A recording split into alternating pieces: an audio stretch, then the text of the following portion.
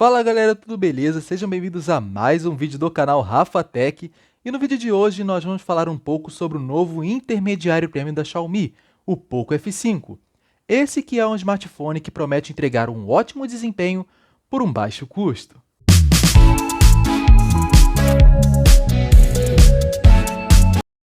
Bom galera, vamos comentar um pouco então sobre esse novo intermediário premium da Xiaomi que promete ser sucesso de vendas, tá?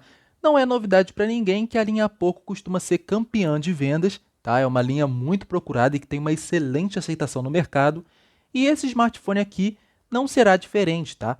Ele tem especificações aí muito interessantes que para quem preza por desempenho e não quer pagar muito caro em smartphone, pode se tornar uma opção bem interessante, tá? Então ele será lançado aí no dia 9 de maio e a gente vai ver aí o que esperar desse smartphone. A começar pelo seu processador, ele vem equipado aí com o novíssimo Snapdragon 7 Plus Gen 2. Apesar de ser um Snapdragon que está na linha 7, ele é muito poderoso. Eu já vou mostrar isso para vocês em detalhes, o quão poderoso ele é, tá? Mas é um processador sim que, apesar de estar vindo para competir na categoria de intermediários, é um processador que tem muita potência, tá? Então, você não vai ficar com falta de potência nesse smartphone, tá? Em relação à tela desse aparelho, ele vem com uma tela aí de 6,67 polegadas, com resolução Full HD Plus e taxa de atualização de 120 Hz. Então é uma tela aí para quem gosta, né, de algo mais, vamos dizer assim, de algo maior, né, de um smartphone grande e tal, que gosta de smartphone com telão para poder assistir um bom conteúdo, para poder rodar seus jogos e tal, vai gostar muito dessa tela desse smartphone aqui, tá? E é uma taxa de atualização de 120 Hz, que já é padrão de mercado. Vocês já sabem muito bem como funciona, né? Uma taxa de atualização mais rápida, né? Vai garantir uma fluidez maior no seu smartphone, na navegação da interface e também rodar jogos com maiores FPS, tá?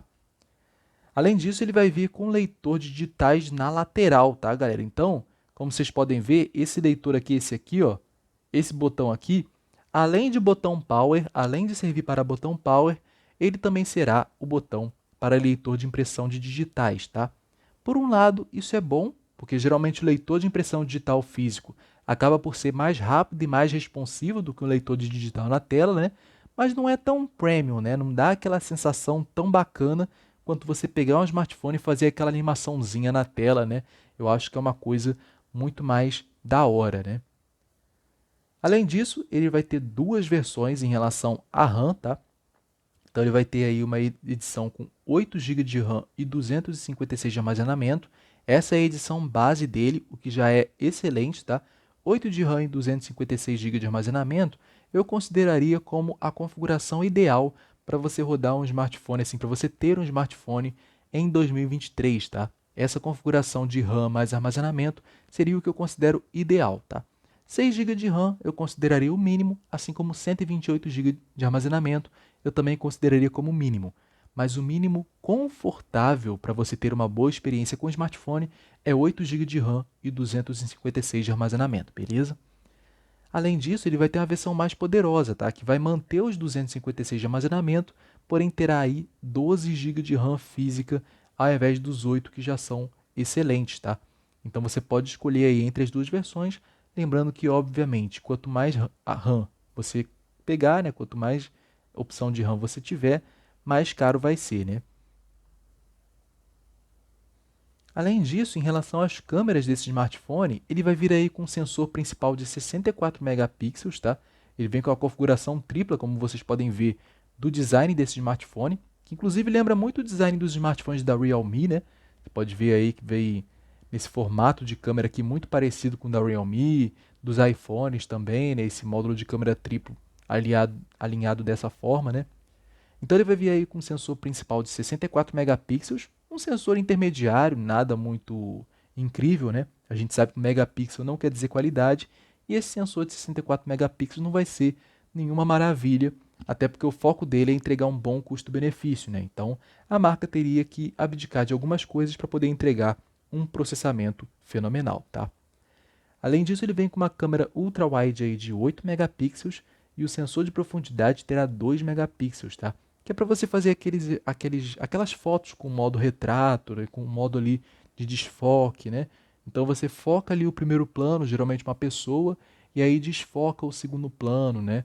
Aí fica aquele efeito lá de profundidade, de fato, né? E a câmera frontal dele vai ter aí 16 megapixels, algo que é bom você se atentar, pois smartphones chinês, principalmente smartphones da linha Poco, não tem muito foco em câmera frontal, tá? Então, possivelmente vai ser uma câmera frontal limitada apenas a Full HD em relação à gravação.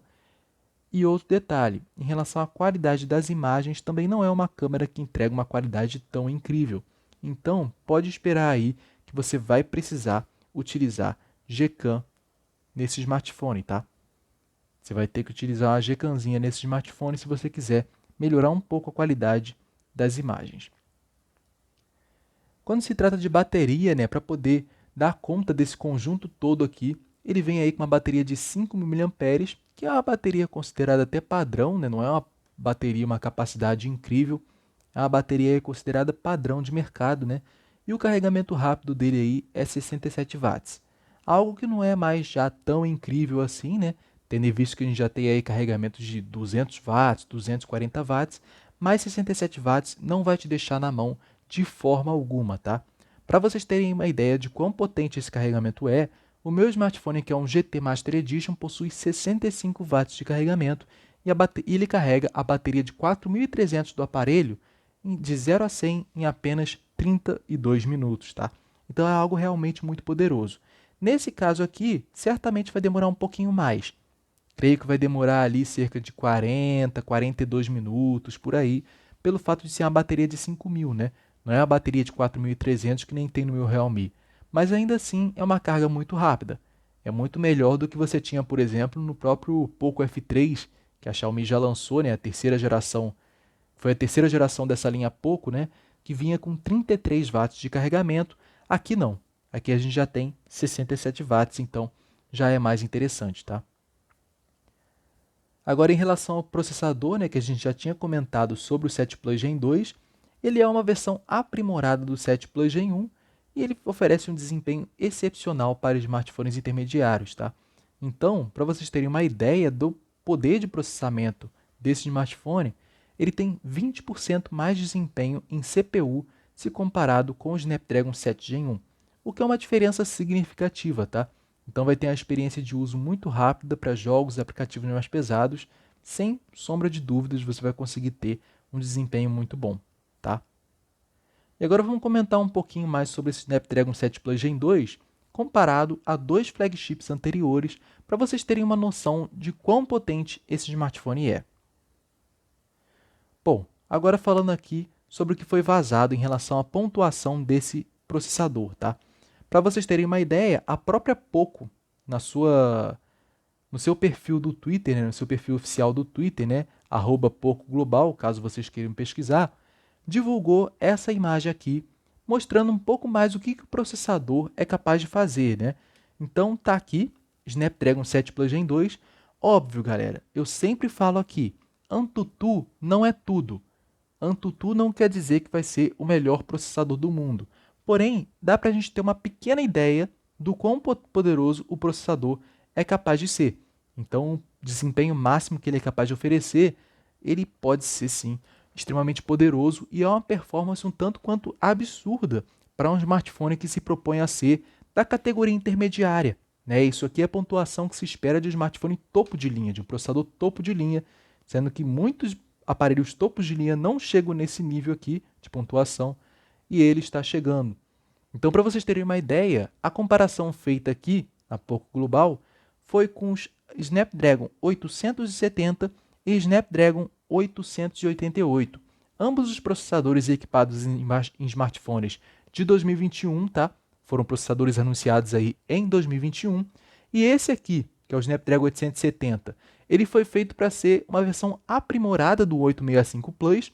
Então ele estava equipando aí vários smartphones intermediários premium metidos a flagship, e já o Snapdragon 888 era o processador topo de linha legítimo, presente nos flagships de fato, né? Então, Mi 11 Ultra, Galaxy S21 Ultra, linha S21 da Samsung, né? Então, vários smartphones assim, de fato, voltados para o mercado de flagships, eram equipados com esse processador. Então, para vocês terem uma ideia do desempenho desse smartphone, desse processador 7 Plus Gen 2, ele faz 969.903 pontos no AnTuTu contra 819.914 no caso do Snapdragon 888 e 734.783 pontos no caso do 870. Lembrando, galera, AnTuTu não é tudo, tá? Inclusive, o que pode ter dado aqui esse gás maior no Snapdragon 7 Plus Gen 2 pode ter sido uma diferença bem superior e uma vantagem clara para o 7 Plus Gen 2 em questão de CPU. Pode ser que em questão de GPU, o 870 e o 888 se saiam melhor. Então, em questão de games, em questão de jogos, é capaz sim do Snapdragon 888 ainda se sair melhor. Porém, é um fato que o Snapdragon 7 Plus Gen 2 evoluiu bastante se você comparar com o próprio Snapdragon 778G. E o Snapdragon 778G é um processador extremamente poderoso. No próximo vídeo do canal, a gente vai lançar aqui o desempenho do Snapdragon 778G, se ele vale a pena em 2023, Mas é um processador sim que dá conta do recado para o uso do dia a dia e para alguns jogos mais pesados também. Então imagina esse 7 Plus Gen 2, E aqui a gente tem um principal resumo aqui do que o smartphone é capaz de entregar. Então a gente tem aqui, tela AMOLED de 256 GB, 8 GB de RAM ou 12 GB de RAM, Snapdragon 7 Plus Gen 2, como de praxe já era obrigatório também, Já vem com Android 13 e MIUI 14, tá? Que são as versões mais atualizadas. Câmera principal de 64, com estabilização ótica, câmera frontal de 16, a ultrawide de 8 e tem um desfoque de 2, bateria de 5.000, carregador de 67 watts e assim sucessivamente, beleza? Mas e aí? E você? O que achou do Poco F5? Achou um aparelho interessante? O que achou do processador dele? E em relação às câmeras? Bom, comente aqui embaixo que eu quero saber. Ficou interessado em comprar um aparelho desse? Deixa aqui nos comentários se você compraria esse smartphone ou se você não compraria em hipótese nenhuma. Eu vou ficando por aqui e até o próximo vídeo.